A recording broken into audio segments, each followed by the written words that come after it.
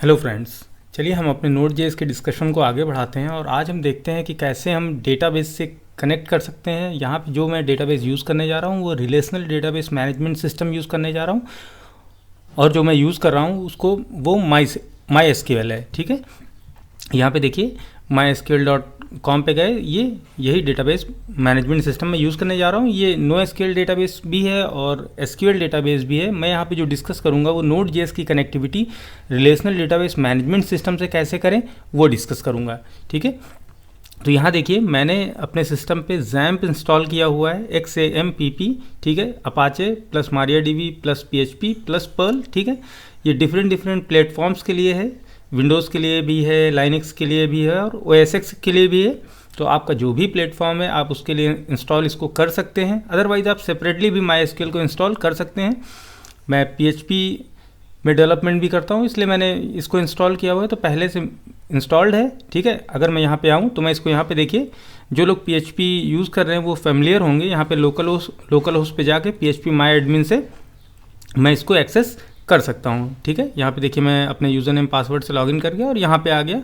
यहाँ पे मैंने स्टूडेंट DB एक डेटाबेस बनाया हुआ है जिसके अंदर एक टेबल है student_m, जिसके अंदर बहुत सारा डेटा पड़ा हुआ है। ठीक है, तो चलिए हम देखते हैं कि हम अपने Node.js प्रोजेक्ट को कैसे Node.js को कैसे इस डेटाबेस से कनेक्ट करते हैं। ठीक है, देखिए दोस्तों, डेटाबेस मैनेजमेंट सिस्टम एक अलग एप्लीकेशन है जो एक प्रोसेस की तरह सिस्टम में रन करती है। Node.js एक अलग प्रोसेस है जो अलग रन करता है। Node.js की लैंग्वेज अलग है, हम जावास्क्रिप्ट में कोड लिखते हैं, और जो रिलेशनल डेटाबेस मैनेजमेंट सिस्टम है उनकी लैंग्वेज अलग है जिसको हम SQL या PL/SQL भी कहते हैं। ठीक है, तो इन दोनों लैंग्वेजेस के बीच कनेक्टिविटी इस्टेब्लिश करने के लिए हमें एक ब्रिज की ज़रूरत होती है, जो जावास्क्रिप्ट के कॉल्स को जो है SQL कॉल्स में ट्रांसफ़र कर दे। ठीक है, ट्रांसलेट कर दे।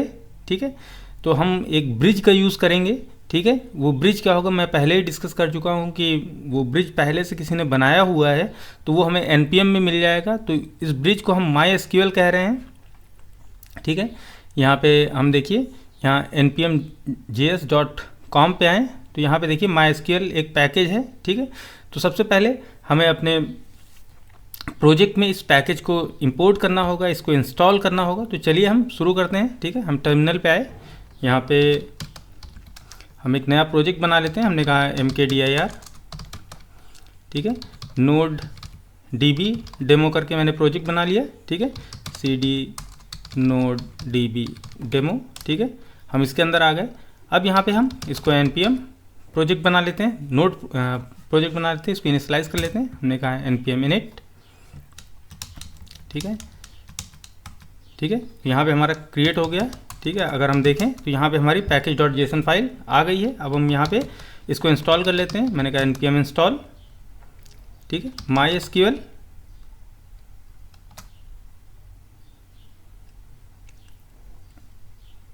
ठीक है, तो अगर हम यहाँ पे देखें, इस प्रोजेक्ट को मैं सबलाइम टेक्स्ट में इंपोर्ट कर लेता हूँ। ठीक है, और यहाँ पे देखिए ये हमारा प्रोजेक्ट यहाँ पे ओपन हो गया है। ठीक है, यहाँ पे package.json में आए तो ये हमारी package.json फाइल है। ठीक है, जिसमें MySQL एक डिपेंडेंसी की तरह आ गया है। ठीक है, तो चलिए हम यहाँ पे इस नोड मॉड्यूल्स के नोड देखिए, यहाँ पे ये बहुत सारी मैंने पहले भी डिस्कस किया था, ये अपनी डिपेंडेंसीज़ को अपने साथ लेके आया हुआ है। ठीक है, उस पर हमें ध्यान देने की ज़रूरत नहीं है। हम अपने प्रोजेक्ट में आए और हमने यहाँ पे एक नई फाइल क्रिएट कर ली। हमने कहा studentdb.js। ठीक है, तो हम यहाँ पे इस फाइल में आ गए। ठीक है, तो देखिए यहाँ पे मैं एक्सेस करना चाह रहा हूँ यहाँ पे इस टेबल को, इस डेटाबेस की इस टेबल को। ठीक है, हमने जब यहाँ पे लॉगिन किया, हमें PHP माई एडमिन में पहले लॉगिन करना पड़ता है, फिर हम टेबल में जाते हैं, फिर हम डेटाबेस में जाते हैं और फिर टेबल में जाते हैं। ठीक है, और ये यहाँ पे लोकल होस्ट पे रन कर रहा है। ठीक है, तो ये सारी चीज़ें रिक्वायर्ड हैं। अगर हम ग्राफिकली भी MySQL को एक्सेस कर रहे हैं तो ये सारी चीज़ें रिक्वायर्ड हैं। पहले तो हमें ब्राउज़र पे आके लोकल होस्ट PHP माई एडमिन टाइप करना पड़ता है, फिर हम यूज़र नेम पासवर्ड सप्लाई करते हैं, फिर हम पर्टिकुलर एक डेटाबेस के अंदर जाते हैं, स्टूडेंट DB में गए, फिर उस स्टूडेंट DB के अंदर हम एक टेबल में जाते हैं और टेबल पे ऑपरेशन परफॉर्म करते हैं। ठीक है, तो सेम यही स्टेप्स होंगे, प्रोग्रामेटिकली हमको सेम यही डेटा सप्लाई करना पड़ेगा जो हम यहाँ पे विजुअली सप्लाई कर रहे हैं, ठीक है। तो चलिए हम अपने प्रोजेक्ट में आए यहाँ पे। तो यहाँ पे सबसे पहले मैं यहाँ पे स्टूडेंट के साथ डील करना चाह रहा हूँ, तो मैं पहले एक कॉन्फ़िग ऑब्जेक्ट क्रिएट कर लेता हूँ। मैंने कहा जो हम सप्लाई कर रहे थे होस्ट, इसका होस्ट क्या है, होस्ट है लोकल होस्ट, ठीक है।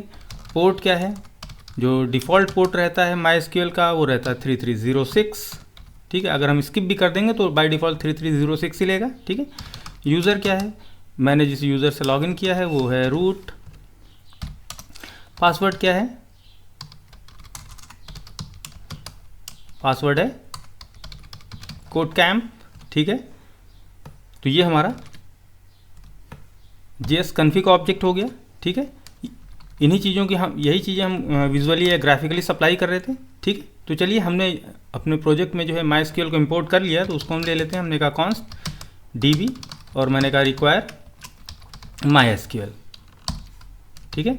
तो हमने इसको रिक्वायर कर लिया है, ठीक है। अब हम कनेक्शन इस्टेब्लिश करते हैं। हमने कहा DB डॉट क्रिएट कनेक्शन, ठीक है। और मैं इसको कॉन्फ़िग ऑब्जेक्ट सप्लाई कर दे रहा हूँ, ठीक है। सॉरी यहाँ पे मैं भूल गया, DB देना भूल गया, ठीक है। डेटाबेस, जिस डेटाबेस से हमें कनेक्ट करना है वो है स्टूडेंट DB, ठीक है। एक डेटाबेस मैनेजमेंट सिस्टम के अंदर बहुत सारे डेटाबेस होते हैं, ठीक है। उसमें से स्टूडेंट DB एक है। अगर यहाँ पे आप PHP माई एडमिन में आके देखेंगे तो यहाँ पे देखिए इसमें बहुत सारे डेटाबेस हैं। MySQL डेटाबेस मैनेजमेंट सिस्टम है जिसके अंदर बहुत सारे डेटाबेस हो सकते हैं, ठीक है। और हर डेटाबेस के अंदर बहुत सारी टेबल्स हो सकती हैं। और एक टेबल जो है रोज़ का कलेक्शन है, कलेक्शन ऑफ रोज़ है, और एक जो रो है वो डिफरेंट कॉलम्स का कलेक्शन है, ठीक है। तो चलिए हम इसी फिलॉसफी को यहाँ पे यूज़ करेंगे। तो यहाँ पे आते हैं, यहाँ से हमें दिस डॉट कनेक्शन, ये हम सॉरी यहाँ पे हमें एक कनेक्शन मिल जाएगा। हमने कहा कॉन्स्ट कनेक्शन, ठीक है।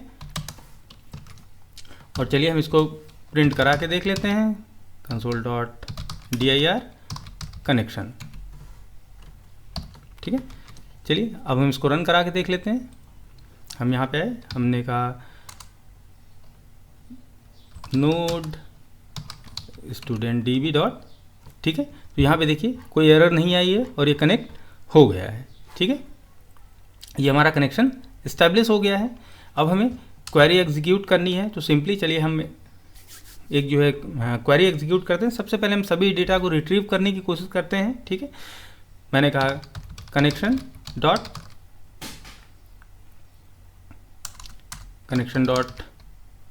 कनेक्ट, सबसे पहले हम कनेक्ट कर लेते हैं, ठीक है। हमने कनेक्ट कर लिया और फिर हमने कहा कनेक्शन डॉट क्वेरी, ठीक है। यहाँ पे आए, हमने कहा select star from student M, ठीक है। हमने टेबल का नाम दे दिया। अब देखिए ये क्वेरी जब एग्जीक्यूट होगी तो ये क्वेरी एक डेटा रिटर्न करेगी, ठीक है।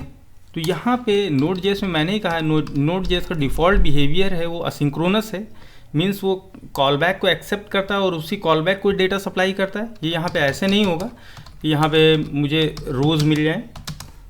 Node.js ऐसे नहीं, ये तो सिंक्रोनस प्रोग्रामिंग है। Node.js ऐसे ऑपरेट नहीं करता है, बल्कि ये रोज़ मुझे ऐसे नहीं मिलेंगी। ये रोज़ मुझे लेने के लिए इसको एक कॉलबैक सप्लाई करना पड़ेगा, इसको एक फंक्शन देना पड़ेगा। मैंने इसको एक फंक्शन दिया और फंक्शन में पहला पैरामीटर, Node.js में हमेशा एरर होगा, एरर फर्स्ट कॉलबैक्स होते हैं Node.js में, तो पहला एरर होगा और दूसरा यहाँ पे डेटा होगा, ठीक है। हम यहाँ पे console.log डेटा कर सकते हैं, ठीक है। यहाँ पे ये जो रिटर्न होता है ये एग्जीक्यूटेड क्वेरी ऑब्जेक्ट रिटर्न होता है, ठीक है। उसको हम देखेंगे बाद में, ठीक है। यहाँ पे console.log, ठीक है। ये तो चलिए हम इसको रन करा के देखते हैं। हम यहाँ पे आए और हमने इसको रन कराया, तो देखिए यहाँ पे रो डेटा पैकेट के हमें ऑब्जेक्ट्स मिल रहे हैं, ठीक है। यहाँ पे हमें अगर हम यहाँ पे console.log टाइप ऑफ डेटा करें तो ये एक अरे मिलना चाहिए, ठीक है। यहाँ पे है तो देखिए, ओह सॉरी, ये अरे ही है, अरे भी ऑब्जेक्ट होते हैं। तो हम इसको ऐसे देख सकते हैं, अरे डॉट इज अरे, और इसको डेटा दें, अगर ये अरे होगा तो ट्रू आ जाएगा, ठीक है। तो यहाँ देखिए ये ट्रू, इसका मतलब ये हमें अरे मिल रहा है, हर अरे का हर एक आइटम जो है, ठीक है, हर एक आइटम हम देखें कंसोल डॉट लॉग डेटा, ठीक है,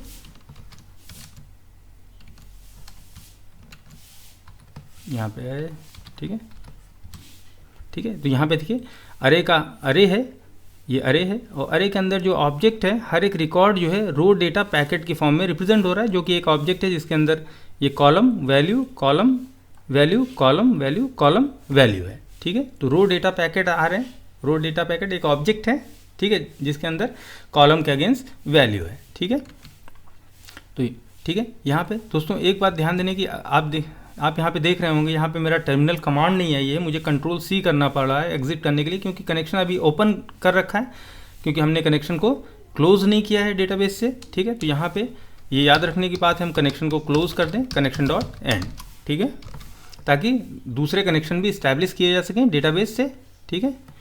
तो स्पेलिंग मिस्टेक है, यहाँ पे स्पेलिंग मिस्टेक मैं सही कर लेता हूँ, ठीक है। अब यहाँ पे अगर हम इस बार रन कराएंगे तो देखिएगा टर्मिनल आ जाएगा, ठीक है। तो ये इंपॉर्टेंट है, हमें यहाँ पे डेटा मिल गया है। तो ये बेसिक है कि किस तरीके से हम Node.js के थ्रू डेटाबेस मैनेजमेंट सिस्टम या relational database management system specially MySQL से कनेक्ट कर सकते हैं, ठीक है। तो चलिए इसी कोड को हम थोड़ा सिस्टमैटिक लिखते हैं, ठीक है। सिस्टमैटिक लिखने का यहाँ पे हमने स्टूडेंट DB बनाया हुआ है। तो ये जो फंक्शन है, देखिए हम यहाँ पे रिट्रीव कर रहे हैं, तो यहाँ पे मैं थोड़ा कोड को सिस्टमैटिक लिखना चाहूँगा ताकि हम कोड को रीयूज़ कर सकें। अभी हम प्रोसीजरल कोड लिख रहे हैं, इसको थोड़ा ऑब्जेक्ट ओरिएंटेड बनाते हैं। हमने क्लास क्रिएट कर ली, हमने कहा स्टूडेंट DB, ठीक है, और स्टूडेंट DB यहाँ पे है। ये जो कोड था कनेक्शन का, ठीक है, जो कनेक्शन का कोड है, हम इसको माइग्रेट कर देते हैं कंस्ट्रक्टर में, ठीक है, कि ताकि बाकी जितने भी फंक्शन है उसको यूटिलाइज कर सकें। इसमें जो हम मेथड बनाते हैं, हम अपने CRUD ऑपरेशन CRUD मेथड्स यहाँ बना लेते हैं।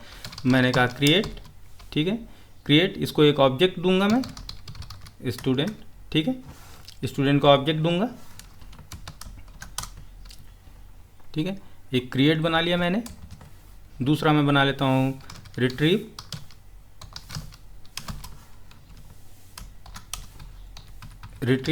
ये एक आईडी लेगा और उसके अगेंस्ट का रिकॉर्ड रिटर्न करेगा। रिट्रीव ऑल बना लेता हूँ, एक अपडेट बना लेता हूँ, ठीक है, अपडेट में स्टूडेंट टू बी अपडेटेड, इसको कुछ वैल्यूज़ आएंगी जिनके बेसिस पे अपडेट होगा। और यहाँ पे मैं एक डिलीट बना लेता हूँ, यहाँ पे आईडी आएगी और डिलीशन परफॉर्म होगा, ठीक है। तो यहाँ पे ये जो कोड है, इस कोड को मैं यहाँ से कट करता हूँ, ठीक है, और मैं रिट्रीव ऑल के अंदर आके पेस्ट कर देता हूँ, ठीक है। तो मैंने यहाँ रिट्रीव ऑल के अंदर आके पेस्ट कर दिया है, ठीक है। तो चलिए इसको हम अब क्या करते हैं, हम यहाँ पे अपने प्रोजेक्ट में आते हैं और मैं एक नई फाइल बना लेता हूँ जहाँ पे मैं कहता हूँ टेस्ट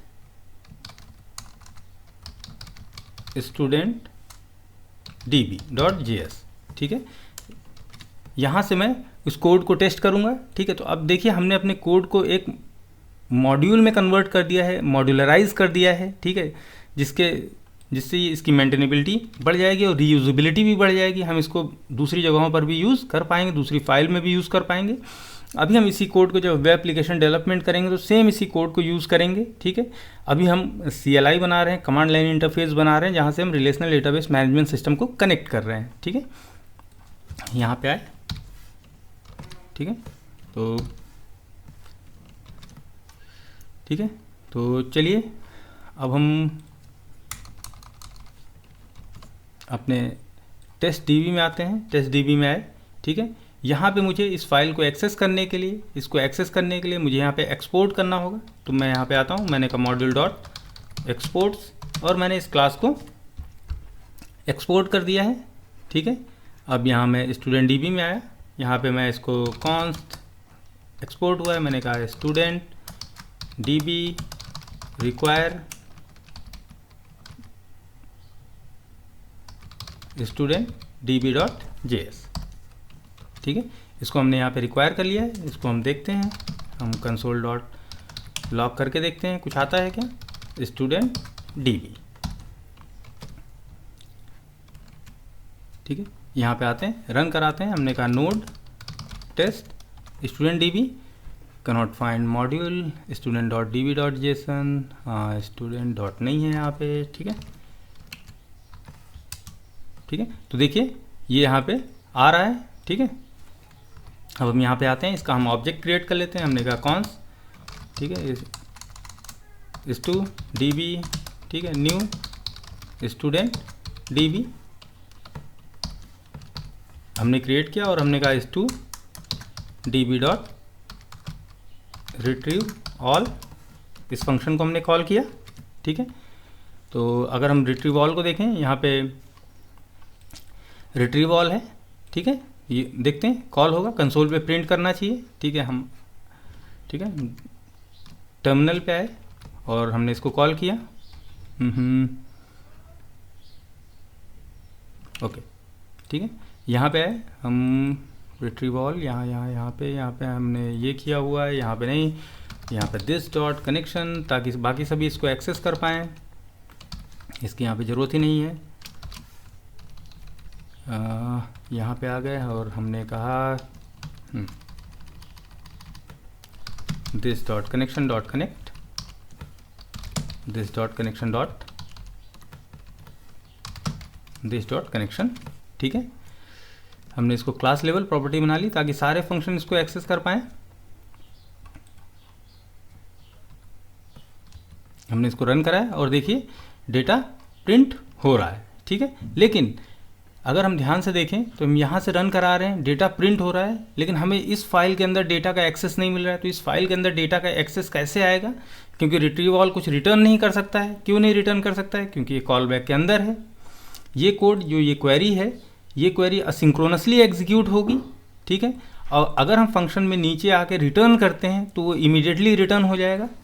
ठीक है, सपोज दैट हम यहाँ पे मान लीजिए, आपको लग रहा होगा अगर हम इसको ऐसे लिखें, हम लिखें वेर रिज़ल्ट, ठीक है, वेर रिज़ल्ट नल करें और यहाँ पे आके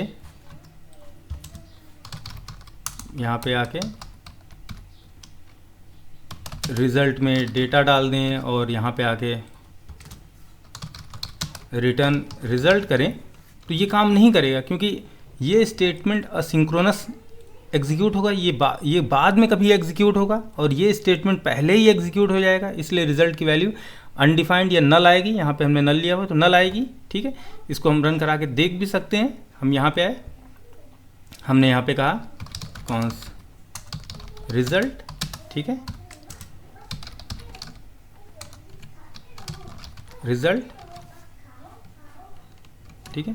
ये देखने के लिए मैं पहले इसको कमेंट कर देता हूँ। ठीक है, चलिए आए और यहाँ पे रन कराया हमने, तो देखिए यहाँ पे नल आया है। ठीक है, तो इस तरीके से नहीं, तो ये असिंक्रोनस प्रोग्रामिंग है। तो हमें ये वैल्यू कैसे मिलेगी, हमें ये वैल्यू मिलेगी, हम इसको एक कॉल बैक दें और जब इसको रिजल्ट मिल जाए तब ये उस फंक्शन को कॉल कर ले, ठीक है, जो हमने इसको सप्लाई किया, और उसको डेटा सप्लाई कर दे। ठीक है, इस लाइन की ज़रूरत नहीं है। ठीक है, और ये रिटर्न करने की भी ज़रूरत नहीं। असिंक्रोनस प्रोग्रामिंग में रिजल्ट का रिटर्न का कोई मतलब नहीं होता है। ठीक है, क्योंकि अगर आप देखेंगे यहाँ पे मैं कुछ प्रिंट कराता हूँ, सी लॉग, मैंने कहा क्वेरी एग्जीक्यूटेड, ठीक है, और यहाँ पे आया, मैंने कहा लास्ट लाइन ऑफ मेथड। ठीक है, और इसको मैं अगर रन कराऊंगा, पहले मैं टेस्ट डीबी में आता हूँ और इसको एक कॉल बैक सप्लाई कर देता हूँ। इसको कॉल बैक मैंने सप्लाई किया, मैंने कहा फंक्शन इसी के अंदर मुझे डेटा दे दो रोज़। ठीक है, वो इसी के अंदर मुझे डेटा दे देगा और जो यहाँ पे मुझे एक्सेसिबल हो जाएंगी। ठीक है, console.log rows। ठीक है, तो फिलहाल मैं इसको प्रिंट नहीं कराता हूँ, हम देख लेते हैं जो हमने ये इम्प्लीमेंट किया हुआ है। रिटर्न क्यों नहीं हम यूज़ कर सकते, इसको पहले हम चेक कर लेते हैं। ठीक है, तो यहाँ पे देखिए क्वेरी एग्जीक्यूटेड आया है, लास्ट लाइन ऑफ मेथड पहले प्रिंट हुआ है, इसका मतलब वो स्टेटमेंट पहले एग्जीक्यूट हो गई है और क्वेरी एग्जीक्यूटेड बाद में एग्जीक्यूट हुआ है। तो असिंक्रोनस प्रोग्रामिंग में जो एक फंक्शन से दूसरे फंक्शन में डेटा का ट्रांसफ़र होता है वो कॉल बैक्स की फॉर्म में होता है, ना कि रिटर्न वैल्यू की फॉर्म में, क्योंकि ये जो स्टेटमेंट है ये पहले एग्जीक्यूट हो जाएगी और ये कॉल बैक है ये बाद में एग्जीक्यूट होगा, हमें डेटा बाद में मिलेगा। तो हम जिस समय रिटर्न कर रहे होंगे उस समय हमें ये वैल्यू अवेलेबल नहीं होगी। ठीक है, तो अब हम यहाँ पे आ जाते हैं। यहाँ पे देखिए, यहाँ पे हमें डेटा मिलने लगेगा। अब स्टूडेंट डीबी में हम इसको कमेंट कर देते हैं। ठीक है, इन लाइंस की हमें ज़रूरत ही नहीं है। ठीक है, इसकी भी हमें ज़रूरत नहीं है, इसको हम कमेंट कर देते हैं और यहाँ पे आते हैं, इसको रन करा के देखते हैं। तो ये देखिए डेटा हमें मिलने लगा है। ठीक है, तो दोस्तों इसी तरीके से हम बाकी जो फंक्शंस हैं इनको भी लिखेंगे। बाकी जो मेथड्स हैं क्लास में हैं इसलिए हम इनको मेथड्स कह रहे हैं। ठीक है, इन मेथड्स को हम एक एक 1 बाय 1 इम्प्लीमेंट करेंगे। ठीक है, तो दोस्तों इस ट्यूटोरियल को हम यहीं पे एंड करते हैं, क्योंकि अगर हम सभी डिस्कस करेंगे काफ़ी लंबा हो जाएगा। नेक्स्ट ट्यूटोरियल में हम बाकी सारे मेथड्स को भी इम्प्लीमेंट करेंगे। तो दोस्तों देखने के लिए धन्यवाद। अगर आपको इस ट्यूटोरियल से बेनिफिट हुआ है तो आप अपने फ्रेंड्स को भी शेयर करें, क्योंकि आप लोग जैसे जैसे देखते हैं अपना फीडबैक देते हैं वही हमारे लिए मोटिवेशन है कि हम क्वालिटी वीडियोस बना सकें। ठीक है, तो देखने के लिए दोस्तों धन्यवाद। अगर आपका कोई सुझाव है तो आप कमेंट बॉक्स में लिखकर बता सकते हैं, हम उसको फ्यूचर वीडियोस में इनकॉर्पोरेट करेंगे।